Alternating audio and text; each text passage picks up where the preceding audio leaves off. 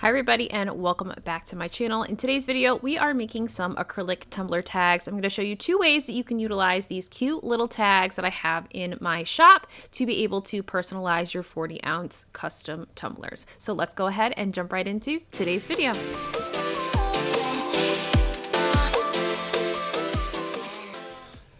So these are the tumbler tags that are currently in my shop. I have three styles. They're just slightly different here, and we're going to be utilizing two of these today. So you can find these on my website at LiciaVCreative.com. They are made of acrylic. Before you can do anything with them, you want to be sure to remove the plastic that's on both sides of these. So these can also be sublimated on as well, but I'm going to show you glittering them as well as rhinestoning them. You could use vinyl on these. Anything that you can do with an acrylic blank of any sort you can do to these. So adding vinyl to them, adding glitter, adding rhinestones. These specifically can be sublimated because it does have that coating on the one side. But I'm going to show you two of those ways today. So we're going to go ahead and get our items prepped. So just removing that plastic and scuffing up the surface and then cleaning them off with rubbing alcohol. On one of these, the one that we're going to do with glitter, I'm going to go ahead and base paint this with just a chalk paint that I have on hand and just give that a nice pink color underneath this. I did about 2 coats of this, drying the paint in between, so it was a really bright color. You also could spray paint these if you wanted to, but it's such a small surface, it just makes sense to me to just paint them. So what I did off camera was I did grab 2 decals just with fonts that I found in Cricut Design Space to create the decals that are going to go on both of these tags. So we're doing a mama tag and a Mrs. tag to be like for a bride theme. So I'm going to go ahead and weed those decals now so I have those ready when we are, ready to use them. So I don't have to do any sort of prep paint work for the rhinestone tag. All we're going to do is grab the transfer tape and apply the word Miss to the one tag, okay? So no other prep work other than the sanding, of course, to let our rhinestones have something to adhere to with the glue. So we're just going to line that up. I did measure the length of these tags. It's about 2.5 inches after the hole with a height of 1.5 inches. So that was what I just utilized in Cricut to make sure that the words that I was using weren't going to be too wide or too long to fit. So we're going to now glitter our tumbler tag that's going to say mama. I'm grabbing some UV resin. I got this large UV resin off of Amazon. I will link that in my description box since I think I only have the smaller bottle that is linked currently. And we're going to add a little bit of Crush from Batty Glitter to our UV resin. I do have a discount code for Batty Glitter. You can use code LiciaB to save yourself 10%. This is a really pretty pink, and I just love the look of pink with the word mama. I just felt like that would be super girly, super feminine. So we're going to go ahead and just add a little bit of glitter to our UV resin and pour just a bit of that onto the tag. And of course, what we're going to do here is using our stir stick, we're going to go ahead and just spread this UV resin mixed with glitter along the entire tag. So I like to just do a bit right in the center and then spread it all out.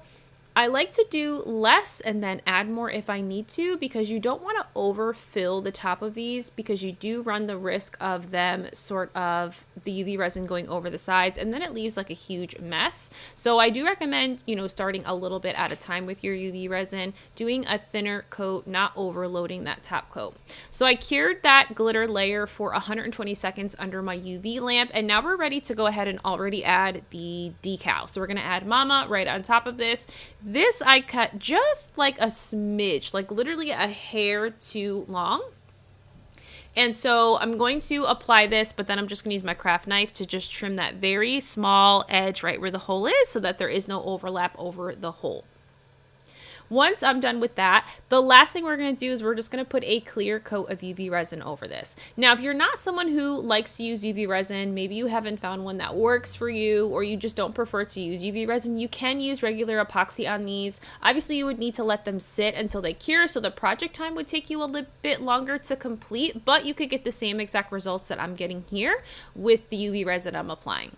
So same process that we did with the glittered UV resin, we're just adding a bit of that clear UV resin over top, spreading that around, making sure it's edge to edge all over this acrylic tumbler tag blank. And then we'll go ahead and cure this for another 120 seconds. You also could use the sunlight, now that it's getting to be nicer outside if you don't have a UV lamp, to be able to cure your UV projects.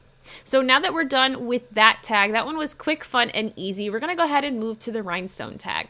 So I am using Bob Smith's 30-minute epoxy as my glue adhesive today. So you have to mix 2 equal parts of this in order to get the glue, of course, to cure properly. So you just eyeball that. I just start with usually like pea-sized amounts on a post-it note here, and then I'm going to take my doe foot applicator or lip gloss applicator here and just really make sure that I get that all mixed together before I apply it. So with this, we're going to be using 2 stone colors today. I'm using just a basic black scatter mix from Flint Sister Supply Shop to outline the name initially. So with my doe foot applicator, I'm just going to very carefully and precisely, as best as I can, go over that word misses on this tag here.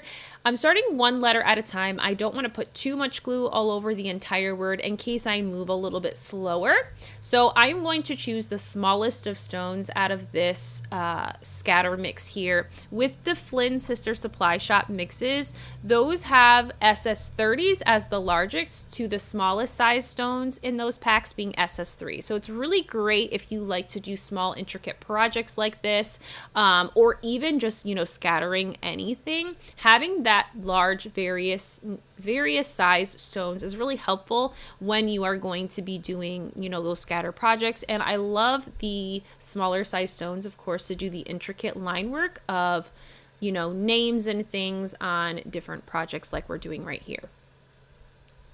So I used mostly the SS3s and SS6s for the word miss. And so I'm going to let this sit for about 30 minutes, let that initial, you know, bit of glue cure fully before I move into rhinestoning the rest of this.